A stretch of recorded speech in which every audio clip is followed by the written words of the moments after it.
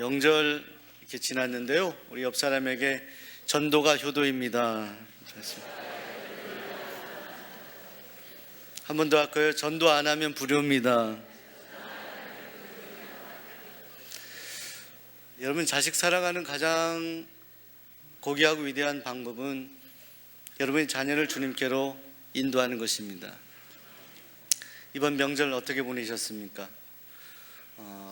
여러분, 이번 명절 가운데 하나님이 함께 하신 그 은혜가, 또 가족에 대한 따뜻한 그 정이 금방 사라지지 않고 늘 함께 하기를 간절히 소원합니다. 이런 좀 재미있는 이야기가 있는데요. 어떤 고양이가 쥐를 쫓아서 이렇게 아주 필사적으로 잡으려고 쫓아갔는데, 쥐가 도망을 가는데 이 고양이보다 더 필사적으로 도망가서 조그만한 쥐구멍으로 결국 들어가서 쥐가 잡을 수 없는 상황이 되었다고 합니다. 그래서 고양이가 낙심하게 되었어요. 쥐구멍 앞에서 고민하다가 이 고양이가 번뜩 어떤 생각을 해내는데요. 갑자기 그 쥐구멍 앞에서 야옹해야 되는 고양이가 멍멍 이렇게 지었다고 합니다.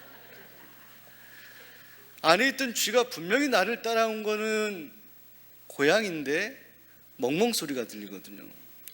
너무 신기해서 이 쥐가 잠깐 목을 밖으로 쥐구멍으로 내놓았는데, 그때 고양이가 덥석 쥐를 물고 여유 있게 가면서 그렇게 말했다는 거예요. 먹고 살려면 적어도 2개 국어는 해야 된다고. 사랑하는 여러분, 멍멍하는 것하고 야옹하는 것이 2개 국어인가요? 언어를 저는 잘하지는 못하지만 배우고 싶은 욕심이 많이 있는 것은, 이 수원이란 지역에도 사실 이곳에 거주하는 재외 국민들이 많이 있습니다. 저도 유학할 때 사실은 미국이란 땅에서 외국 사람으로 그렇게 살아본 경험이 있죠.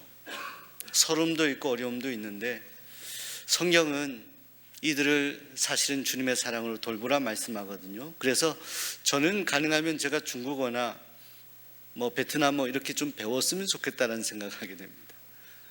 언어를 하나 배운다는 것은 쉬운 일은 아닌데, 어려운 일인데 그만한 가치가 있는 것이죠. 이런 일을 할 때에는 우리 스스로가 도전하고 많은 노력을 기울여야 될 거예요. 변화를 위한 자기 자신의 갱신이 없이는 도저히 우리는 그런 일들을 이루어낼 수가 없는 것입니다. 사랑하는 성도 여러분, 이건 비단 언어의 문제뿐만이 아닙니다. 우리 삶 가운데 새롭게 변화되고 하나님께서 원하시는 삶을 살기 위해서 끊임없이 우리 자신을 성찰하고 바꿔 나가야 될 터인데, 사실 성경은 변화된 하나님의 사람들의 이야기로 구성되어 있습니다. 많은 사람들이 하나님을 만나고 새롭게 하나님을 주인으로 섬겼던 이야기, 또 신약성경의 예수님의 공생의 사역 가운데 주님을 만나서 전혀 인생의 가치와 의미를 찾지 못하던 가운데 예수님을 만나고 새롭게 변화된 사람들의 이야기가 기록이 되어 있습니다.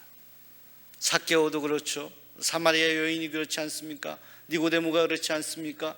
38년 된 병자가 그렇지 않습니까? 중풍병자가 그렇지 않습니까? 많은 사람들의 변화된 이야기, 어쩌면 해피엔딩의 소식들을 성경이 전하고 있습니다.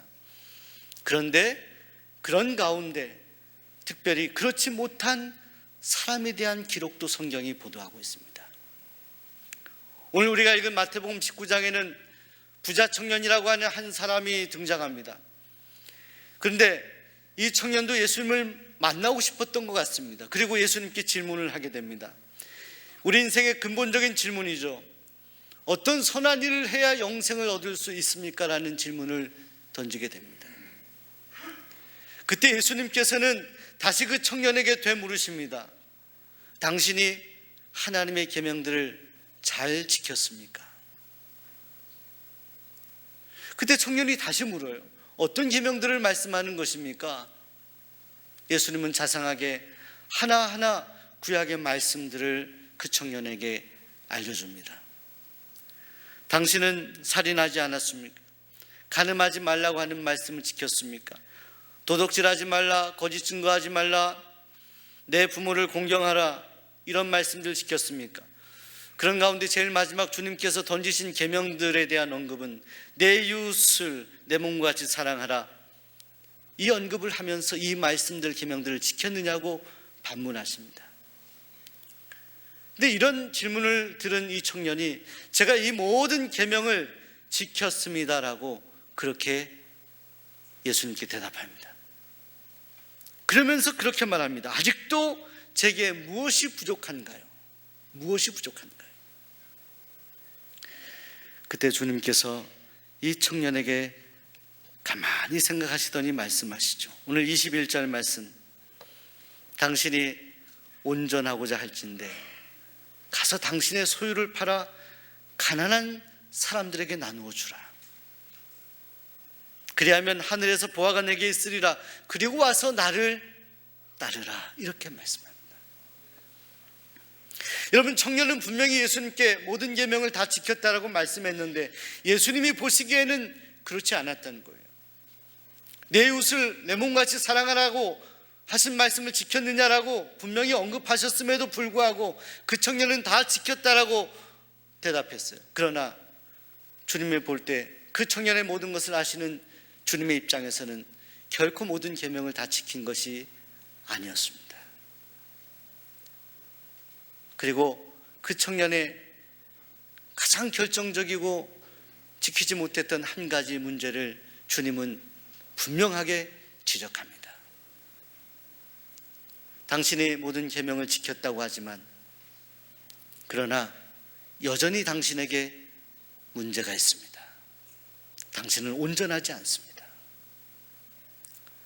여러분, 이 말씀을 보도하는 마가복음에 보면 이렇게 주님은 표현하고 있습니다. 내가 한 가지 부족한 것이 있으니 라고 표현합니다. 다른 것들은 괜찮다라고 생각할지 모르지만 당신에게 있는 한 가지 부족한 것, 바로 그것 때문에 당신이 온전한 그런 하나님의 사람이 될 수 없는데 당신이 그것을 알지 못합니까? 그것은 다른 문제가 아니라 물질에 대한 문제이고 그 물질에 대한 욕심이 당신을 온전하게 하지 못하고 있습니다. 이런 주님의 권고 말씀을 듣고 오늘 부자 청년의 한 반응에 대해서 성경은 이렇게 기록하고 있습니다. 그가 근심하여 가니라. 그가 근심하여 갔다. 그가 가진 재물이 너무나 많았기 때문에 그 청년이 재물이 많음으로 이 말씀을 듣고 근심하여 갔다라는 그런 보도를 성경이 하고 있습니다. 근심하여 간 청년이 변화되었을까요? 아니면 근심한 채로 여전히 자신이 그렇게 붙들고 있었던 그 재물을 끝까지 붙들고 그의 생을 살아갔을까요?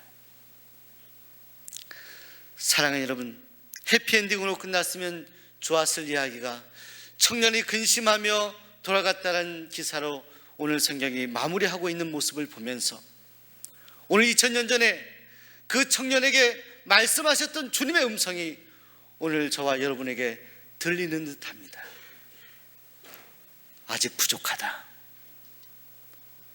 내가 온전하고자 할진대 내가 이러이러하면 좋겠다라는 주님의 음성을 오늘 이 시간 우리 마음속에 성령께서 감동하시며 들을 수 있기를 소원합니다. 그 청년은 주님 앞에 온전하지 못했습니다. 여전히 우리 주님의 생명에 갇히는 사람이었습니다. 그 생명, 한 사람의 가치, 그 생명, 그저 이 땅에 살아가는 생명이 아니라 영원한 생명, 그리고 이 영원한 생명을 누리는 하나님의 사람들이 누려야 될 하나님의 나라에 대해서 선포했는데 여전히 거기에 미달되는 한 청년에 대해 안타까운 마음으로 주님은 권고하고 권면하고 있는 것입니다. 사랑하는 여러분, 오늘 추석 명절을 맞이하여 경험한 여러분 안에 저는 주님께서 진정 우리가 온전해지는 개인, 온전해지는 가정, 온전해지는 교회, 온전해지는 민족과 국가가 되기를 간절히 소원합니다. 오늘 우리에게 문제가 무엇이 있을까요? 제가 중고등학교 시절에 이렇게 시험을 보면 가장 아쉬웠던 것이 문제를 틀린 것보다 그 문제를 틀린 이유가 그 문제를 제대로 읽지 못해서 틀리는 경우 안타까운 마음을 가지고 후회한 적이 있습니다. 사랑하는 여러분, 우리는 어떤 답을 찾기 전에 오늘 우리 자신이 가진 문제를 발견해야 됩니다. 주변의 다른 사람들이나 주변의 환경에 어떤 문제들을 바라보기 전에 내가 주님과 해결해야 될 내 안에 있는 문제가 무엇인지를 바라볼 수 있어야 합니다. 오늘 우리도 만일 청년처럼, 이 부자 청년처럼 자신이 모든 계명을 다 지키고 있다고 생각하지만 주님이 보실 때 그렇지 않다, 너가 아직 온전하지 못하다라고 책망하신다면 우리는 2000년 전에 그 부자 청년, 근심하여 떠난 청년처럼 우리도 주님의 책망을 받아야만 할 것입니다. 오늘 우리가 가진 문제가 무엇일까요? 그리고 그 문제를 발견한다면 우리는 그 문제를 진정 주님 앞에 온전히 해결하고 가야 하는 것입니다. 여러분, 이런 조크가 있습니다. 25층짜리 아파트 꼭대기에 사는 부부가 있었다고 합니다. 너무너무 다정해서 그 부부는 두 분 다 일을 하는데 퇴근할 때 25층 아래 1층에서 만나서 기다렸다가 함께 25층 엘리베이터를 타고 올라갔다고 합니다. 어느 날 남편이 먼저 도착해서 아내를 기다려 아내가 왔어요. 같이 다정하게 마주보고 대화하면서 엘리베이터를 타고 올라가려고 하는데 마침 그날 엘리베이터가 고장이 났습니다. 그래서 그 부부가 서로 대화하기를 오늘은 특별한 날이다. 엘리베이터로 빨리 올라가는 동안에가 아니라 계단을 올라가면서 그동안 못했던 이야기 우리 다정하게 합시다 하면서 그 계단을 올라가는데 뭐 몽달 귀신 얘기도 하고 뭐 재밌는 얘기도 하면서 그렇게 올라갔다는 거예요. 살아가는 이야기도 하고 직장 이야기도 하고 하면서 올라갔어요. 서로 주거니 받거니 대화하면서 올라갔는데 25층이 거의 다 도착할 때쯤 되었는데 그때 아내가 남편에게 무언가를 말해야 될 순서인데 아내가 너무나 마음이 쫄아들어가지고 대답을 제대로 못하는, 말을 제대로 못하는 거예요. 그리고 그러다가 무슨 이야기를 남편에게 했는데 남편이 그 말을 듣고 졸도하고 말았다고 합니다. 무슨 무서운 이야기를 했을까요? 아내가 이렇게 말했다고 합니다. 여보, 나 수의실에 열쇠를 안 찾아왔어요. 1층에서 열쇠를 찾고 올라와야 됩니다. 열쇠를 두고 왔다는 것입니다. 여러분, 그런데 사실은 우리 인생에도 이런 조크 같은 이야기들이 있어요. 웃으면서도 사실은 마음 아파할 수밖에 없는 일들이 있다는 거예요. 열심히 땀을 흘리고 살아갔는데 우리 나름대로는 하나님 앞에 정성껏 신앙생활을 한다고 했는데 그것은 오늘 우리의 생각이고 하나님이 보실 때 아직 온전하지 못하다라고 하는 그런 한 가지 부족한 것이 있다라고 한다면 오늘 우리는 그 문제를 해결하고 가야만 하는 것입니다. 사랑하는 성도 여러분, 부자 청년의 문제는 주님을 만나기까지 온전히 신앙생활을 했다고 하지만 이 물질에 대한 욕심을 버리지 못했습니다. 하나님의 말씀, 그 말씀의 최종적인 목적을 바라보지 못하고 여전히 자신의 욕심에 사로잡혀 있었습니다. 이 문제를 극복하지 못했습니다. 이 물질의 문제를 이기지 못하고 이 산을 넘어가지 못했습니다. 오늘 우리에게 말씀하십니다. 사랑하는 아들아, 사랑하는 딸아, 오늘 너희 안에 해결하지 못하는 문제가 무엇이 있느냐? 아직 여전히 한 가지 부족한 것이 무엇이 있느냐? 그것 때문에 주님 앞에 더 가까이 나아가지 못하고 계속해서 발목 잡히는 일이 무엇이냐? 사랑하는 여러분, 여러분의 발목을 잡고 있는 그 한 가지 문제를 주님 앞에 해결하고 나아갈 수 있기를 소원합니다. 주님 앞에 내려놓고 나아갈 수 있기를 소원합니다. 에베소서 4장 22절에 바울은 권면하기를 너희는 유혹의 욕심을 따라 썩어져가는 구습을 따르는 옛 사람을 벗어버리고 오직 너희의 심령이 새롭게 되어 하나님을 따라 의와 진리의 거룩함으로 지으심을 받은 새 사람을 입으라 말씀했습니다. 새 사람을 입으라. 우리 옆 사람에게 새 사람을 입읍시다. 여러분, 주님이 여러분들에게 영원한 생명을 주시고 새 생명 주셨음을 믿으십니까? 이미 여러분들은 새 옷을 입은 사람들, 그런데 여전히 입고 있는 낡은 옷은 벗어 던져야 되는데 여전히 껴입고 있는 옷은 없는지, 그런 구습은 없습니까? 그런 잘못된 습관은 없습니까? 내가 벗어 던지고 싶은데 여전히 나를 붙잡고 있는 고질적인 그런 문제는 없습니까? 이것을 주님 앞에 내려놓고 해결하고 가자는 거예요. 주님이 우리를 부르시는 그날까지, 그 전에 이 땅을 살아가는 동안에 주님이 보실 때 너에게 한 가지 부족함이 있으니가 아니라 내가 너를 볼 때 너는 온전하다라고 말할 수 있는 그 하나님의 사람으로 변화되기 위해 우리는 이 문제를 해결하고 가야 하는 것입니다. 사랑하는 여러분, 이것은 영적인 일일 뿐만이 아니라 이것은 하나님이 우리에게 주신 양심과 이성의 판단에서 가능한 일입니다. 우리는 하나님 앞에 기도해야 합니다. 우리가 가진 여전히 고질적인 문제를, 부족한 것을 해결받기 위해 주님 앞에 엎드려 기도해야 합니다. 그런데 우리가 기도할 때 하나님은 우리에게 요청하신 것이 있습니다. 너가 불편함을 감수할 수 있겠느냐 질문하십니다. 사랑하는 여러분, 우리가 한 가지 우리에게 치명적이고 여전히 우리를 붙잡고 있는 그 문제를 해결하기 위해 우리 주님께서 우리에게 요청하시는 것은, 너가 이 문제를 해결하기 위해 너가 지금까지 편안하게 살아왔던 인생, 그저 본능적으로 살아왔던 이 문제를 해결하기 위해 내가 충분히 불편함을 감수하길 원한다, 이렇게 말씀합니다. 사랑하는 여러분, 변화의 엘리베이터는 없습니다.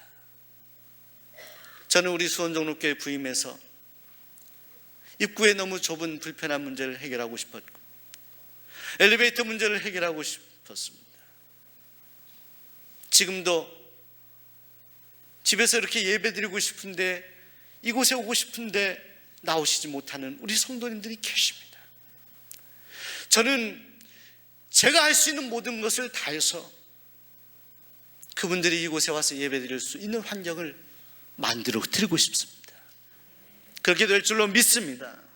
반드시 하나님이 이루어 주실 줄로 믿습니다. 믿음을 가지고 기도하는 거죠. 엘리베이터는 그런 거예요. 우리를 편하게 옮겨주는 것이죠. 그런데 사랑하는 여러분, 그런데 이 변화라는 것을 생각할 때 변화의 엘리베이터는 없습니다. 우리가 변화하는 것은 낭만적인 것이 아닙니다. 그것은 영적인 싸움입니다. 우리의 불편함을 감수하며 한 계단 한 계단 오르는 계단과 같습니다. 우린 우리의 고질적인 문제를 해결하기 위해 한 계단 한 계단 올라가며 우리의 불편함을 감수하며 올라가야 하는 것입니다. 오늘 여러분들에게 부족한 것이 무엇이 있습니까? 우리 마음에 손을 얹고 기도하며 생각해 봅니다. 성령께서 우리에게 가르쳐 주시는 그 한 가지 부족한 약점을 묵상해 봅니다. 명예심입니까? 오늘 여러분들이 신앙생활을 한다고 하면서 하나님 앞에 하지 못하고 사람 앞에 하는 것은 아닙니까? 물질 때문입니까? 오늘 부자 청년이 주님 앞에 책망을 받았던 그 문제, 해결하지 못했던 그 문제, 여전히 하나님을 사랑한다고 하면서 이 물질 때문에 붙잡혀 살아가는 인생이 되고 있지는 않습니까?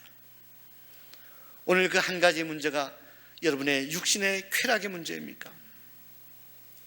자주자주 술과 도박과 세상이 탐닉하는 그런 것들 때문에 여러분들이 주님 앞에 더 한 걸음 나아가지 못하도록 여러분이 멈추어져 있지는 않습니까? 오늘 여러분이 온전하지 못하게 하는 그 한 가지가 여러분의 화를 참지 못하는 성냄의 문제, 분노의 문제입니까? 우리의 감정을 여전히 조절하지 못하는 오늘 우리 때문에 마음 아파하시는 주님의 모습을 기억합니다.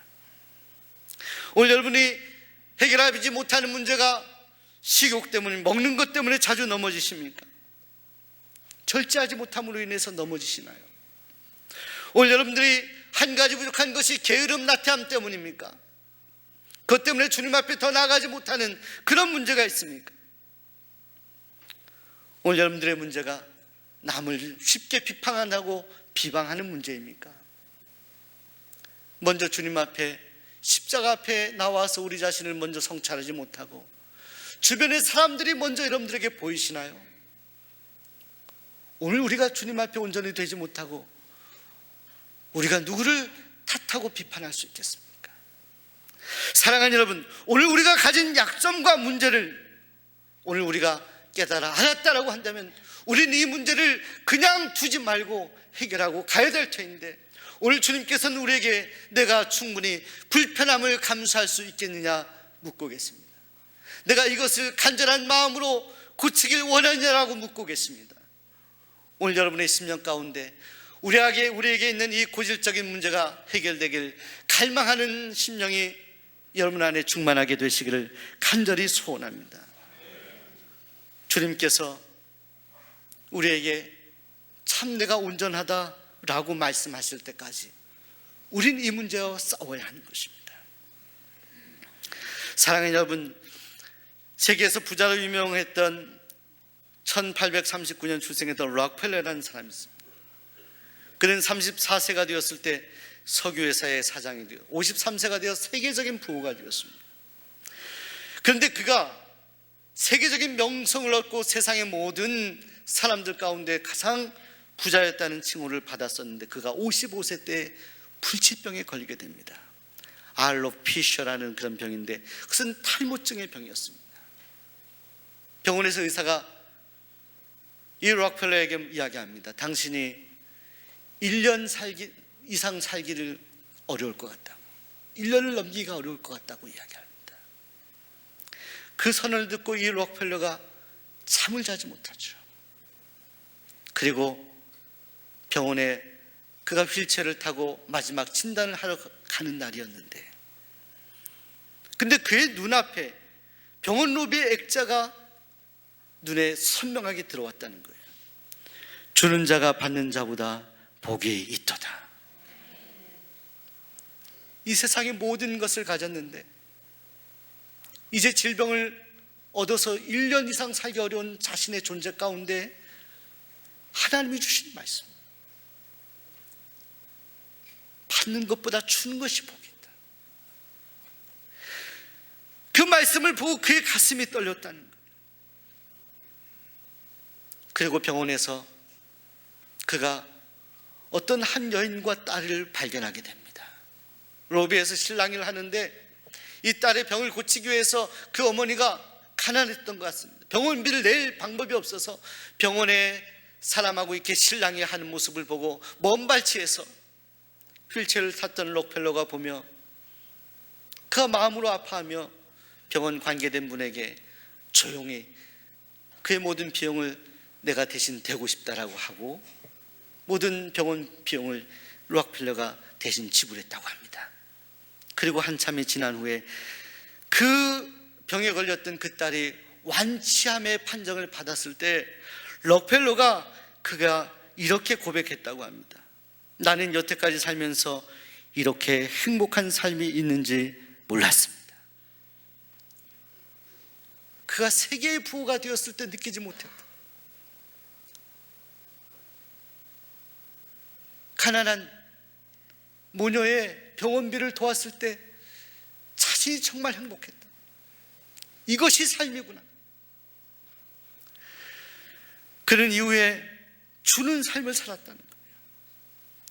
그가 55세를 넘기기 어려울 것이라고 판단했는데 그가 주님 앞에 온전한 신앙생활을 하기로 결단하고 새벽에 주님 앞에 기도하면서 믿음으로 자신이 가진 것들을 나누며 자선 사업을 하고 주님 앞에 주는 것이 기쁜 일이라고 생각하며 주기를 시작하며 살아갈 때 그는 55세가 아니라 98 88세의 생애를 살았다는 것입니다.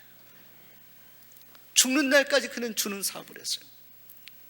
그가 하나님의 교회를 세워야겠다라고 해서 세운 교회가 리버사이드 교회, 참 유명한 교회이고, 그가 학생들을 잘 가르쳐야 되겠다고 생각해서 일구어낸 학교가 시카고 대학, 수많은 노벨상을 받게 한 학생들을 배출한 시카고 대학을 그가 4억 1천만 달러 이상을 기부하고 학교를 설립했다는 거죠. 그가 남긴 명언 가운데 이런 명언이 있습니다. 절실함이 더욱 애절할수록 성공의 가능성이 높음을 깨달았습니다.